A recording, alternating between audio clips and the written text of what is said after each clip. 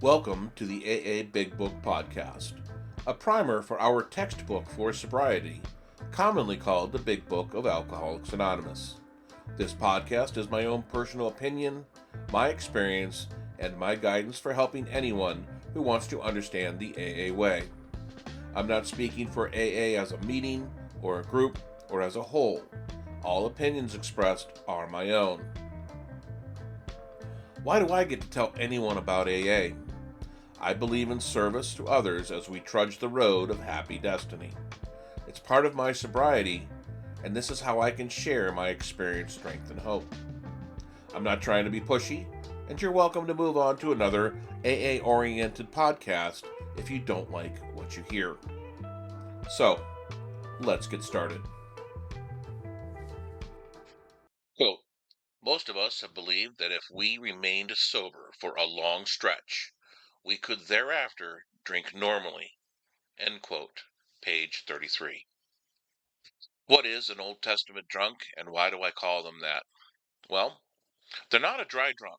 These are usually older members that have been in the program upwards of 20 to 30 years.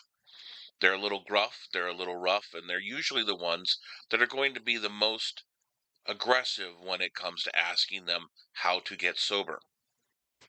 They grumble about anyone who talks about drugs or anything besides directly alcohol.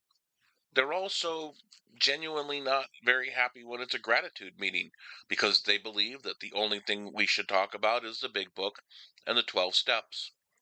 That may not sound very touchy-feeling, but that's how they keep the edge on their sobriety.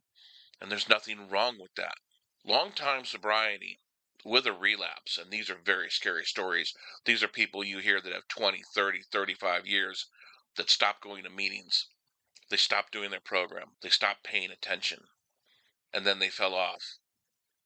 Those are the ones that are really worrisome that they won't make it back because the attitude towards how we interact with alcoholics in today's rooms has changed a little bit.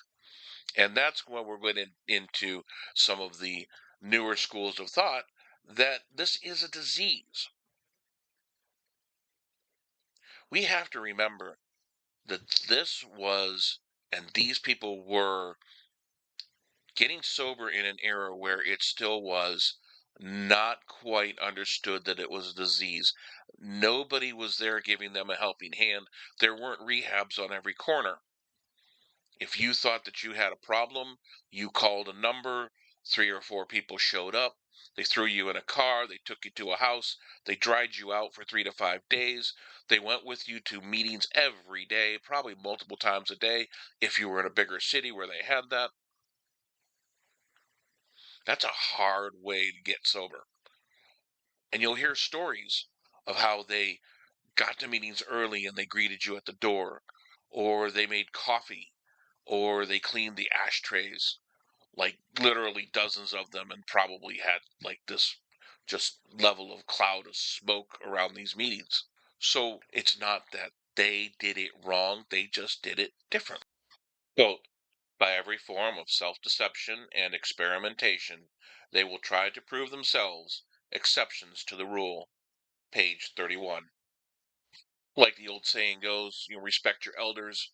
This is part of our history, and from personal experience, having gone to a meeting 25 years ago, I experienced how this used to be presented, that it wasn't all or nothing, and everything was on the table, and you better do this, and we will tell you how to do that.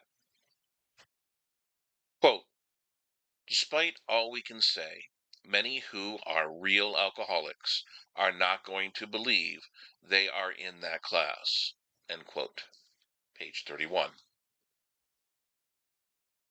In fact, my first sponsor told me a story about when he got newly sober, and he was also going through a divorce. So he went and he bought furniture for his apartment, and he went and told his sponsor, he was all happy about that. The sponsor told him to return the furniture immediately because he hadn't asked him if he could do that. Now, that is a very old school way of controlling an alcoholic, but it's an old school thought process that every aspect of one's life is controlled by alcohol, so your sponsor is supposed to answer all those questions. Is this the right approach for you? I don't know.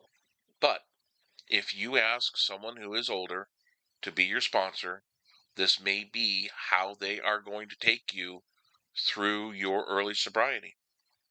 Quote, for those who are unable to drink moderately, the question is how to stop altogether. Close quote. Page 35. That's not an answer I have, and that's not an answer I'm trying to give for this series. I'm trying to just help the next suffering alcoholic maybe learn a little bit more about our program and understand some of the weird, strange, confusing, and bewildering parts of this wonderful program of sobriety.